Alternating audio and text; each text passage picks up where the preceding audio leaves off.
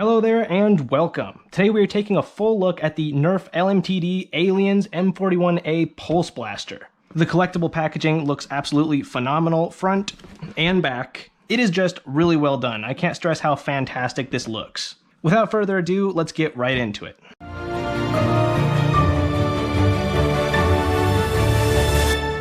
So there is a little bit of tape that you have to cut right here, but once it's cut, you can take this sleeve off.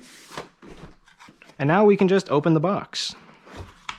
And we get this totally epic reveal. We have aliens, we have the ammo right here, which I won't be opening because I am a collector. You get 10 special elite darts, and then you get 3 AccuStrike Mega Darts that are also in a completely unique color. We have the M41-A kind of diagrammed up here. It looks really great. To get to the blaster itself, I think we just remove this bit of cardboard. Yes, that comes out really easy. It is really easy to take out and put back in. Now this is a little bit annoying right here. It did come partly primed. It's not all the way primed, but it did come partially primed. So yeah, that's not great. This blaster does require 4 C batteries, and the battery tray is right here. Now with the M41-A out of the box, let's go over the blaster. This thing has no tactical rails, it does not have a stock attachment point, and it does not have a barrel attachment point. And that is because this blaster is a replica of the M41-A from the movie Aliens. Right here you have your jam door. To open it up, you simply lift. It's not the biggest jam door, but I think it does a good enough job. Now right here is the magazine release. Now the included magazine holds 10 darts, but it is completely proprietary. You cannot use any of your Nerf mags in this blaster, and you can't use this in anything else. Now right here we have the ammo counter. Now it is adjustable. The button on the bottom will lower the capacity, and of course the button on top will raise the capacity. This speaker is definitely louder than the one on the Mandalorian blaster. It sounds really great in person. As you can see, I have the ammo counter set for 7. When I take the magazine out, my 7 disappears, but when I stick it back in, it will remember the capacity that you set, which is really, really cool. The stock might be a little bit short. I do wish it was adjustable, but the overall balance and feel of this blaster is actually really fantastic. So to operate our master key, we're going to stick 1 Mega Dart in the front, pull the priming handle all the way back, and push it forward. And then this right here is the trigger. And every time you pull this trigger, you're going to get a sound effect. Operating the main blaster is also super simple. Assuming you have darts loaded up, insert your magazine. And this is a full auto flywheel blaster, just like the Rapid Strike or Turbine. That is just next level cool. I think this can definitely be compared to the Turbine in rate of fire especially.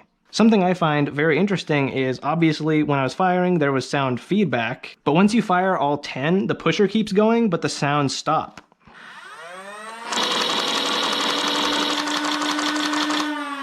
Now this would usually be the part where we go outside and get our chronograph data, but it is well below freezing right now, very icy, and I really don't want to slip with this thing. So today we're going to get our chronograph data inside.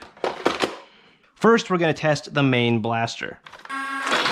55, 56, 57, 58, duplicate 58, 60, 59, 60, and 59. So that FPS is obviously lower than the Elite Standard, but keep in mind this is a collectible prop replica, so it's not really meant to be the most groundbreaking practical thing. Now we're going to test the Mega Master Key. 30. 30 again. Duplicate 30. 25. And 31. So obviously this Master Key was firing way below the Mega Standard of around 75 feet per second. It's even considerably weaker than the Big Shock. So what are my final thoughts on the M41-A? Even though this thing is not much of a performer, it's not really meant to be. It's meant to be a collectible prop that is also a Nerf blaster. I personally think it looks really great. It has the power loader deco all over. It obviously gives it some Aliens flavor, but I think it's also a very nerfy paint job. The build quality of this thing is superb, and even though the stock is not adjustable, the ergonomics actually work pretty well. With the batteries being back here, the overall balance is really great, making this thing super easy to use and a ton of fun. I think the ammo counter is super cool, I just wish it could accept other N-Strike magazines. I have heard about people modifying their existing magazines to fit in this blaster, but you really shouldn't have to do that. It does look just like it did in the movie. Now the sounds on this thing are really fun, and the speaker does sound a little bit louder than the one on the Mandalorian blaster.